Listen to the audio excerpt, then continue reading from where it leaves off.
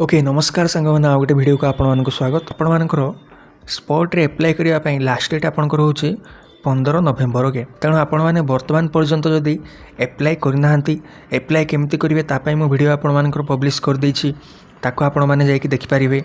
ता पूर्व आपण मैंने अप्लाई करने पूर्व कौन सब करेंगे कौन सब आपण मैंने देखिए तापाई आपण मानकर वीडियो मु कर देछि ताको आपण मैंने जाइए देखंतु तापर आपण मैंने स्पॉट रे अप्लाई करि परिबे। जते जल्दी पारुछन्ते आपण मैंने अप्लाई करंतु कहीं आपण मानक पाखरे आउ गोटे दिन समय रहिला कॉमन एप्लिकेशन फॉर्म को सबमिट करिया पई आपनकर लास्ट डेट 15 नवेम्बर रहउछि। तेणु जल्दी जाइए आपण मैंने जदि वर्तमान पर्यंत अप्लाई करि नाहंती अप्लाई आपण मैंने कर दियंतु।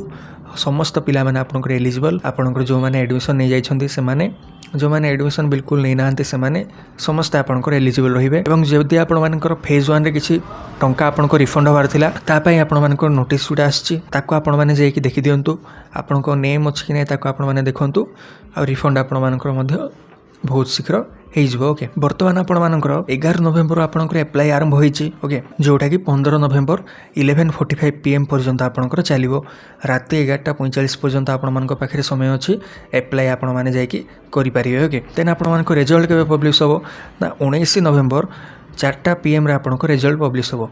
रिजल्ट पब्लिश होवार अर्थ कौन रिजल्ट पब्लिश होवार अर्थ मु आपण मानक जदि सिंपली कहबी आपण माने जो सब कॉलेज रे अप्लाई करथिबे 1 नंबर कॉलेज 2 नंबर कॉलेज और 3 नंबर कॉलेज आपण माने मन करा जाउ दैछन्ते तीनोटी। ओके से कॉलेज ना लिखा जाइथो साइड रे ए ऊपर आपण को लिखा जाइथो वेटिंग लिस्ट रैंक कॉलेज रो नेम रहिला ता साइड रे रहिला आपनकर वेटिंग लिस्ट रे आपनकर केते रैंक रहउची। वेटिंग लिस्ट रैंक मन करा जो आपनकर रहिछि नंबर 5 तार अर्थ आपण माने कौन बुझे वेटिंग लिस्ट रैंक 5 रो अर्थ होछि आपण मानकर ऊपर वर्तमान 4 जण पिला वर्तमान रहिछन्ती सीट पाइबा पई वर्तमान से 4 जण पिलांकु प्रथमे सुजोग दिया जिवो तापर आपनकर पाखको सुजोग आसीबो जेतु आपनकर रैंक रहउछि 5 सेमती आपनकर तळे जतिके पिला माने थिबे तांको रैंक 6 7 एमते सब रहिथिबो तांको मानको सुजोग जदि आपण माने जदि आपण एडमिशन नेबे नाही माने आपनकर मन करे जो 5 रैंक रहउछि आपण जदि एडमिशन वर्तमान नेबे नाही तेबे आपनकर तळे जो पिला थिबो 6 नंबर रैंकिंग रे जो पिला रहिला ताकू से सीट वर्तमान एलोकेट हे जिवो।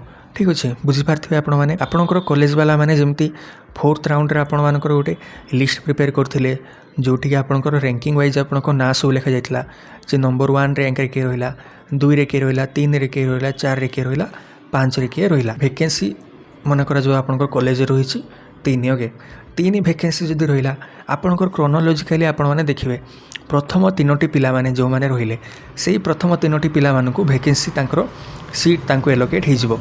प्रथम पिला को पचरा जिवो आपण अन्य कोठी एडमिशन नै छंती ना वर्तमान एही कॉलेज रे एडमिशन नवा पई चाहछंती से मन करे जो आपनकर कहिला नाही मु वर्तमान आ कोनोसी कॉलेज रे एडमिशन नै जाईछि मु एही कॉलेज रे एडमिशन नेबी नाही हेल आ गोटे वर्तमान 1 नंबर पिलार ना वर्तमान कटा जिवो देन 2 नंबर पिला को पचरा जिवो आपण एडमिशन नेबे कि मन करे जो 2 नंबर पिला कहला हां मु एडमिशन नेबी 3 नंबर पिला मध्ये सेमती कहला मु एडमिशन नेबी वर्तमान आपण मानकर 2 जण पिला एडमिशन नै छंती वैकेंसी आपनकर रहिछि 3 तेबे जे कि आपनकर 4 नंबर पिला जे रहिबो ता पाखको आपनकर जीवो कॉल किबा एसएमएस किबा आपनकर ईमेल ए सब आपण मानकर जीवो सही 4 नंबर रैंकिंग रे थिबा पिला को वर्तमान पचरा जीवो जे गोटे सीट आपनकर वैकेंसी अछि आपण जदि चाहिबे एडमिशन आसी नै पारिबे अदरवाइज आपनकर सीट को आपनकर तळ रैंक पिला को एलोकेट हे जीवो। ओके कॉलेज वाला माने तांको पचारिवार तांकर दायित्व रहउछि किंतु एठी आ गोटे कथा मध्ये आपण मानकु कहितबी जदि आपनको रैंक किछि मध्ये आपनको रहिला 6 रहिला किबा 7 रहिला किबा 5 रहिला तेबे आपनको कॉल एसएमएस कोन आसीबो कि मु गोटे कथा आपनको क्लियरली कहितबा चाहिबे जे रिपोर्टिंग आपनकर जहा रहउछि रिपोर्टिंग आपण माने करिवा पई बाध्य जदि आपण सही कॉलेज रे एडमिशन नवा पई चाहछंती रिपोर्टिंग आपण माने जेमते हेले मध्ये करिवे तबे ही जाई कि आपनकर पाखको कॉल एसएमएस ईमेल ए सब आसीबो। ओके कहीं आपड़ जब नोटिफिकेशन को भल भाव पढ़े ये आपको क्लीयरली लिखा जाए higher education institution will prepare and publish the merit list among those reported applicants on their notice board. Okay those reported applicants माने जो माने रिपोर्ट वर्तमान करिथिबे तांको मानकर गोटे लिस्ट रे तांके प्रिपेयर करिवे ना गुडाक। ओके तांकर देन तांके नोटिस बोर्ड रे ताकू पब्लिश करिवे एवं communicate to the selected applicants for validation of documents and payment of total admission fees। Okay reporting आपण माने जाई के करिवे रिपोर्टिंग करिया परे कॉलेज वाला माने कौन करिवे ना गोटे लिस्ट तांकर प्रिपेयर करिके नोटिस बोर्ड रे तांकर पब्लिश करिवे। नोटिस बोर्ड रे पब्लिश करिया परे आपण मानक पाखकु कॉल एसएमएस ईमेल ए सब कॉलेज वाला माने पठेबे जे आपणकर वर्तमान सिलेक्टेड लिस्ट रे ना आछि आपण माने आसिकी एडमिशन करि पारिबे। आउ जदि आपणकर वेटिंग लिस्ट रे ना रहउछि कॉल किंबा एसएमएस आपनको करा जिवो नाही।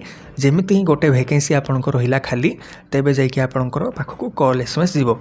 Selected list waiting list A सब जमती आपणकर फोर्थ राउंड सिलेक्शन रे आपणकर होउतला एबे मध्ये सेम सेमथि ही प्रोसेस आपणकर रहइबो किछि मध्ये चेंज रहइबो नाही। ओके आउ गोटे जिंस मु आपण मानको मध्ये कहि देबी रिपोर्ट करिवा काहे कि इंपोर्टेंट ताहा आपनको नोटिस रे मध्ये लिखा जाइछि। देखंतु ताकु जदि आपण माने पढिबे भलो भाबरे the higher education institutions are requested to fill up the remaining vacant seats by calling the reported applicants rank wise till the last date of admission updation. Okay तार अर्थ कौन एडमिशन अपडेशन रो लास्ट डेट आपनकर केबे रहउछि ना 28 नवेम्बर।